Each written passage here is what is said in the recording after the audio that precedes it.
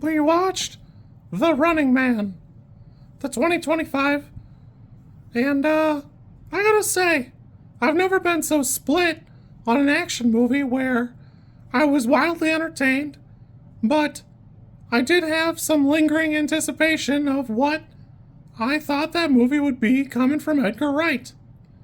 It's very different. There is an element of this where the first 2/3 of it, he is knocking it out of the park, and you can tell because he's doing such a great job of show, don't tell. Just go back and look at the walk Glen Powell's character has from his crappy apartment to the news studio. Before we even get to the long-ass line where he's just in line and just getting abused, there's a definite change from where the slums are to where the news network is. And it's so stark, you almost have to do a double take because it's so weirdly, in there. These performances are fantastic. I'd be the first person to tell you that I think Josh Brolin should have had more villain roles up until this point. Wildly, he's so charming and just so devious. I love the way it's presented. It's a great version of Dan Killian, where in the original film, he's basically the two roles of Colman, Domingo, and Josh Brolin, but he was apparently a jerk in real life, so it wasn't acting for him. Where here, it's presented in an interesting way, and there's more relationship between the network executive and then the stars of the show, that type of thing. Surprise! David Zayas is here, and he's kind of a jerk, but whatever. Lee Pace, always a fantastic entry. God, does he knock it out of the park when he's a villain. I can't say I've seen many things where he's not a villain. I did watch Bodies, Bodies, Bodies, where he's not really a villain, but he was a welcome addition to that cast. Michael Cera, always doing a great job. I like seeing him here.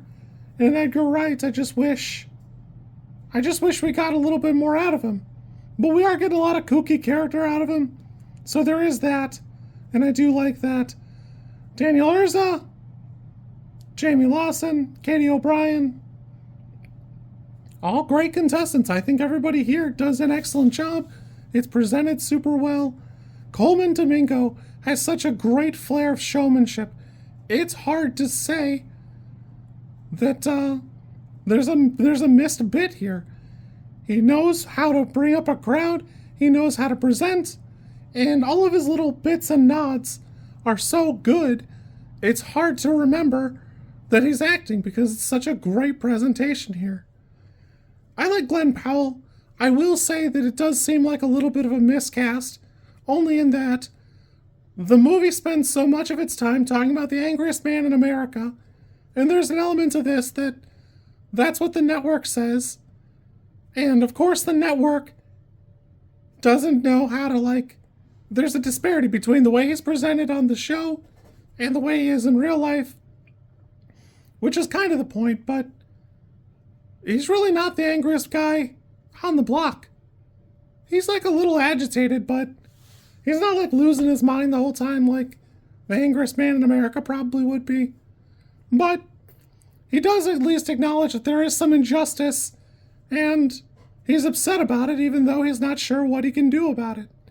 So you have to appreciate those things like that. William Ace Macy is an obviously great addition here. I do wish we got a little bit more of him.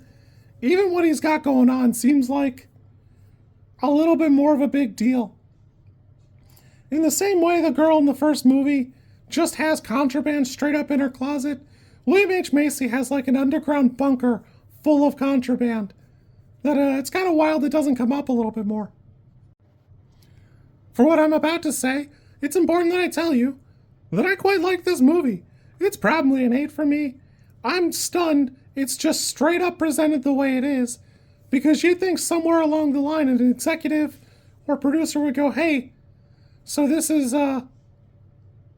borders on just being an anarchist manifesto about some stuff. And I'd be lying if I didn't say That's probably the point of the book to an extent, and Edgar Wright apparently set out to really make an adaptation of the book, some ways to his detriment, because he's trying so very hard to include almost everything he can from the book in the movie here that it's almost a little bloated. Once you get to the third act, it kind of slows down a whole bunch, but the fun's good. The fun's great. It's good. It's interesting. There's a big twist with like the drone things. I had a pretty good time here, although I was pretty sure the wristband would be more of a factor rather than just like a hands-on, heads-up display type thing. The movie stays at a pretty crisp pace, but for 2 hours long, it's 133 minutes. It does feel like it grows to like a grinding halt once you leave Derry. Once he abducts the lady in the car, it does feel like the movie just grinds to a halt, and it kind of drags for probably 20 minutes, then it picks up for a little bit, and then it kind of falls off just a touch. The climax of the movie is good, it's just not great. And we've seen Edgar Wright do great climaxes, where I would be the first person to tell you that a lot of Edgar Wright's product isn't a great climax, it's just a great ride, so much so that you don't care that we're getting an emotional climax together. I hate that I said climax together, but it's too late for me to change it now, so here we go. I do really appreciate that we wind up in Derry, Maine. I think that's a great little nod that, not eagle-eyed people, but like people who actually like these products will get like a good chuckle out of. I thought that was pretty cute. I need to find myself some Arnold bucks because I didn't realize how much I needed it. The money in this movie is called New Dollars, and it's straight up got Arnold Schwarzenegger's face on it. I don't know if they're implying he's the president in this context. He's not otherwise in the movie, but I have to have it. Personally, I like him running into the resurrectionist guy, the rebel dude, but it almost should have just been a storytelling vehicle. I really don't need to see his setup or any of that stuff. I like that he gets him set on the right track, but it almost feels like the plan falls apart. We just move straight on, even though that's not really how it happens. Overall, I really like the movie. This to me is still an 8. It's not without its flaws. The bit in the car is ham-fisted.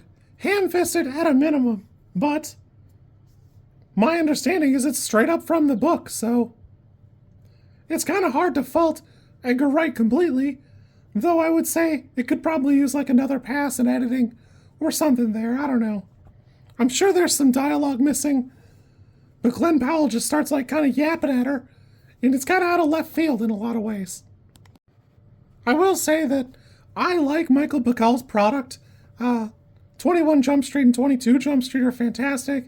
I would be one of the first people there if we had 23 Jump Street. Or if they pulled a bit, it was 25 Jump Street, I wouldn't care.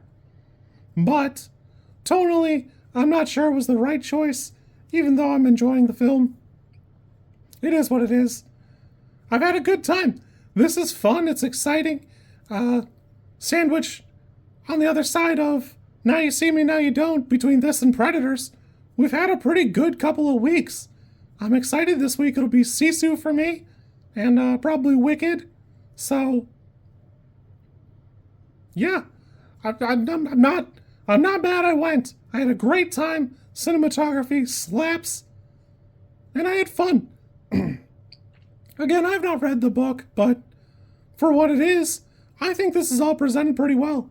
Again, I'm a little surprised how completely directly to straight up anarchy the movie leans to present just absolutely, hey, sometimes the government's bad, I don't know what to tell you.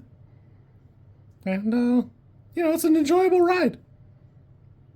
It's not campy and kooky, but I'd be the first person to tell you here, the original movie is almost a little too campy.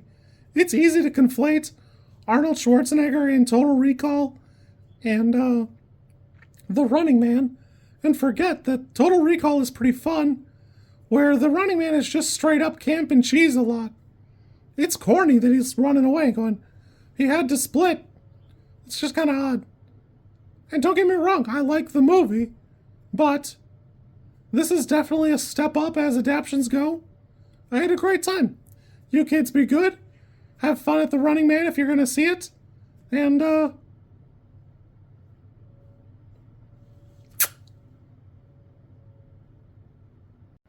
it's probably worth saying that I thought the ending was weak in the film. I did have to go back and look up the ending from the book, and I don't know that that would have satisfied me. I'm just not sure that would have made it for me. I do dislike the last couple minutes of the movie, but I probably would have liked that even less. So, you know, for getting a handful of Stephen King adaptations the last couple of years, pretty great. Pretty great. If you like this content, I'm supposed to ask you to like, comment, and subscribe. I think like is here, and comment is probably down there, and subscribe over there somewhere too. I think. I don't know how many times this like snippet is gonna make it into a video. Everybody says you should do it this way, and I always thought it was just like an annoying thing other YouTubers did. And as you know, I am bad at editing, so if you like it, great, I'm happy for you. If you don't like it, I'm sorry.